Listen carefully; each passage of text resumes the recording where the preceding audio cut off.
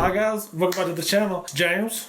And I'm Scholar. It's Lost Legends TV. We're reviewing Late Night with the Devil. I've been wanting to watch this for a minute, and Scholar's been wanting me to watch it with him. Yeah. Coincidentally, he was able to come by today, and we were like, we gotta watch it, we gotta do it. Overall, what's your overall thought of the movie?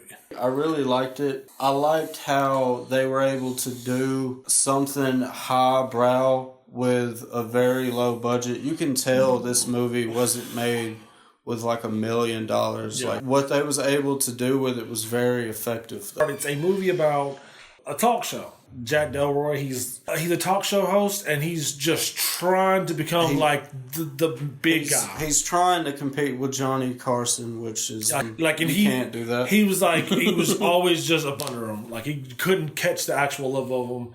His charisma was what bringing people in, but it wasn't enough to touch Carson. Even the highest rated episode was like an episode with his wife who was dying of cancer. And, that still didn't touch Carson. And that was literally her last appearance. Like, she died shortly after that. This whole thing is just him just trying to... Because he kind of falls into a rut, and he's like, I'm going to start doing shock TV. I'm going to start doing this. I'm going to start doing this. He gets the idea one night to bring in a girl that apparently has a demon inside of her. Lily. Yeah, Lily. He also brings in a psychic and a skeptic, which is the skeptic was just there. Bro, the skeptic, at first I was rocking with him. But towards the end, the dude was just an ass. I was like, okay, I know what he's doing. I know the whole mind parlor trick. I know that. Mm-hmm. So I knew there was no way he knew everything about this person. Mm-hmm. But just the way he was acting was such an obnoxious ass about it. Because he used to be a magician. So he knew how to do tricks and stuff and fool people. And he even fooled the fuck out of everybody, which was a trick. That was probably the best scene of the entire movie. So he brings the co-host of the show on a demonstration. So he hypnotizes the co-host and he tells him that he feels hot, he's sweating, he's itching, and he says that he has a gash on his neck. He starts seeing worms coming out of his body, and as you're watching it, you're like, is this actually happening? Well, no, turns out he hypnotized the entire crowd. And Jack, he was basically run back the tape, and then you see the tape again, and none of it was real. Yeah. The whole thing starts with the skeptic, and eventually he has an actual experience different than all the other ones where somebody Minnie was talking to him, which was Jack's wife who passed away. And that was her nickname, because her real name was Madeline. And he got to the point where he literally was throwing up black vomit and shit. You're talking about the psychic. Yeah, the psychic. Yeah, the psychic. I said psychic. Okay. And I told Skylar, legit, if I was watching this on TV... I'm out of here, bro. Not even, if I was in the audience, I'm leaving at that point. If I was watching on TV, I feel like they would have cut everything else. Nothing else would have been seen. The movie that we were watching, it was basically an episode of the show that didn't air. Yeah, it's just they were doing so many crazy things. There was some times where if I seen some of this stuff, I'm leaving.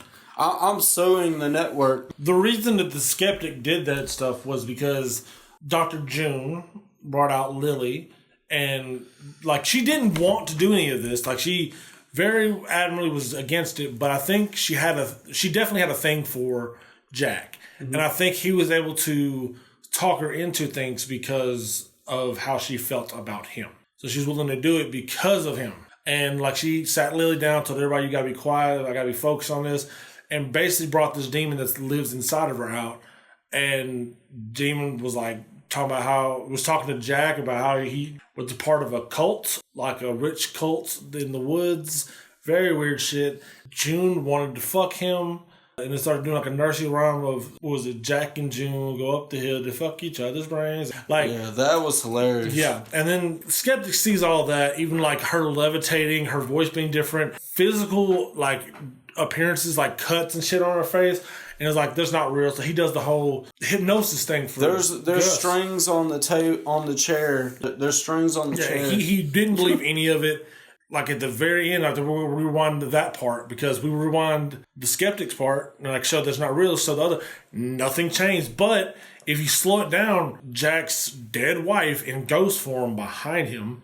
So he's out of it at this point. He's just rest away. And the skeptic dude's talking about, no, that ain't real. I can't believe you set us up. Like, why are you doing this? And then out of nowhere, Lily goes, like, starts shooting electricity.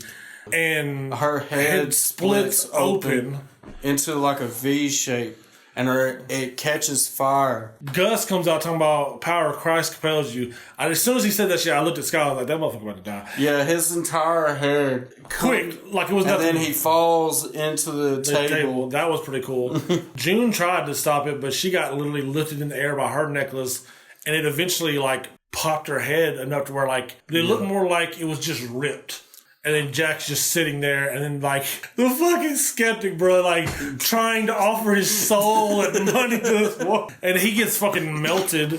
Like, I don't think like, he was, like, burning from the inside. The weirdest fucking shit. This is probably, like, the coolest part of the movie. The whole entire movie, it's viewed as, like, a talk show. And then... like, as if you were literally watching a TV show in the 70s. And then there's, like, a break in reality, and the movie turns into, like, an actual movie. Viewing experience of, like, watching a movie and not a TV show. Jack literally got pulled behind, like, the scenes, popped back out like it was the start of the show.